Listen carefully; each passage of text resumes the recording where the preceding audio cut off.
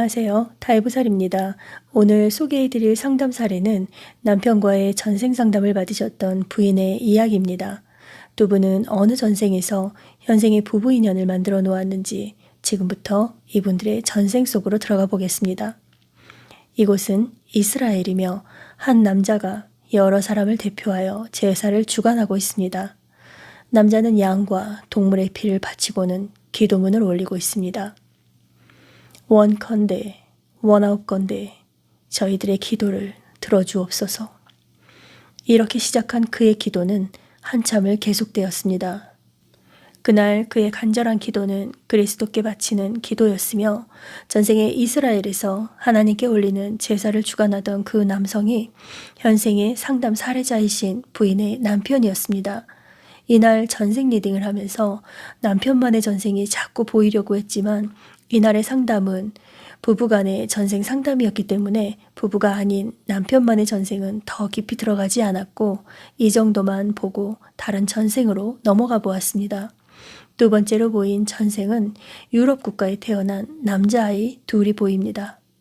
두 명의 소녀는 어린 시절부터 중마고우로 함께 자라 반듯한 청년으로 자라게 되었고 성인이 되어서도 여전히 둘도 없는 친구 사이였습니다. 어느 날 마을에는 민속놀이를 하기 위해 사람들이 술과 음식을 장만하여 모였고 이름을 알 수 없는 작은 악기들을 연주하며 사람들은 매우 흥겹게 놀았습니다. 두 친구 역시 즐겁고 행복해 보였는데요. 그렇게 흥겨운 놀이가 한창 무르익어 가고 있을 때쯤입니다. 갑자기 낯선 사람들이 등장하면서 칼부림이 나기 시작했고 사람들은 비명을 질러댔습니다. 다른 마을 사람들이 이 마을 사람들에게 해코지를 하기 위해 쳐들어온 것으로 보입니다. 그렇게 흥겹던 놀이는 한순간에 아수라장이 되어버렸고 그날 많은 사람들이 죽게 되었습니다. 그리고 중마고우였던 두 청년도 어처구니 없게 목숨을 잃게 되었습니다. 그때 중마고우는 현생의 남편과 부인이었습니다. 친한 친구 둘은 그렇게 그 생에서 어이없이 헤어지게 되고 또 다른 생에서 만나게 됩니다. 두 사람은 한참 후의 생에서 조선에서 청춘 남녀로 다시 만나게 되는데요. 남자는 세도가 있는 집 자제였고 여자는 평범한 양반가의 여식이었습니다. 선남선녀는 첫눈에 반하듯 서로에게 끌렸고 깊이 사랑하게 되었습니다. 그 생의 도령은 현생의 남편이었고 그 생의 양반가 여식은 현생의 부인이었습니다. 전생 속의 여성의 이름은 연이라고 부릅니다. 도령은 연희 낭자와 그렇게 행복한 만남을 갖게 되고 두 사람은 너무 행복했습니다. 그러던 중 도령은 내노라 하는 집 교수와 혼담이 오갔고 가문의 영광과 출세기를 위해 대단한 집 교수와의 혼인을 거부하지 못하고 연희가 아닌 다른 교수와 혼례를 치르게 됩니다.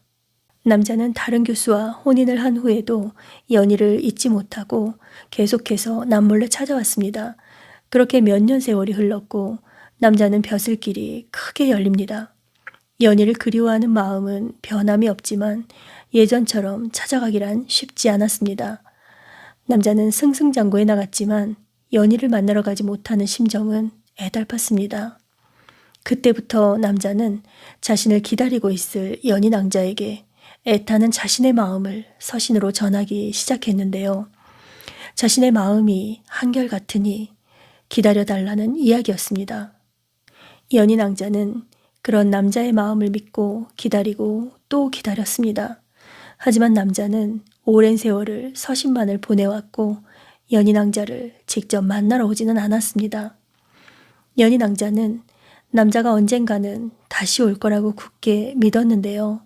그 이유는 서신으로 간절한 자신의 마음을 끊임없이 표현하는 남자의 태도 때문이었습니다. 연희는 언젠가는 자신에게 꼭 올 거라는 남자의 말을 믿고 한평생을 기다리며 살았지만 남자는 끝내 오지 않고 서신만 보내왔습니다. 그리고 연희는 젊은 세월 남자를 기다리며 눈물로 보내면서 이제 기다림밖에 다른 거는 할 수 없는 노파가 되어버렸습니다. 자신의 정인을 다른 여인에게 보내놓고 평생을 기다리는 것밖에 할 수 없었던 자신의 삶이 지옥스럽고 지옥 같았습니다. 남자는 연희라는 처자가 평생을 자신만의 여자이기를 바랬던 것 같습니다. 그래서 자신이 가진 명예와 가정은 지키려 했으면서 연인왕자가 노파가 되도록 평생을 책임지지도 않고 놓아주지도 않았던 것입니다. 그 생의 연인왕자는 늙어서야 알게 되었습니다. 자신의 평생의 기다림이 부질없었음을. 전생의 남자는 평생 가슴속에 간직하며 그리웠던 연인왕자와 현생에서는 부부인연을 맺게 되니 좋으시겠지만 평생을 다른 여자와 살면서 자신을 기다리라고만 붙잡고 있던 남자를 남편으로 맞은 현생의 부인은 어떨까요? 남편이 예쁠 수가 있을까요? 이번 생의 남편분은 전생의 연인왕자였던 부인에게 지극정성을 다해서 맞춰줘야겠지만 그러긴 힘들 것 같습니다. 전생의 높은 관직에 올라 행세하던 습과 자신감이 있기 때문에 부인에게 맞추기보다는 자신의 고집대로 살아가게 되실 거예요. 그리고 남편분이 착한 분이기는 하지만 고지식하고 답답할 때가 많고 틀리는 말은 안 하는데 융통성이 없고 원리 원칙대로만 하실 겁니다. 그리고 전생 연희의 한으로 부인께서는 남편이 곱지가 않으실 거예요 했더니 부인께서는 이렇게 대답해 주십니다. 네, 맞아요. 저희가 정말 많이 싸웠어요. 그리고 남편은 저에게 다가오려고 하는데 제가 남편한테 자꾸 거부감이 들어서 가까이 못 가겠어요. 그래서 정말 왜 이러는 걸까 궁금해서 전생을 보게 됐어요. 제가 부인께 말씀을 드렸습니다.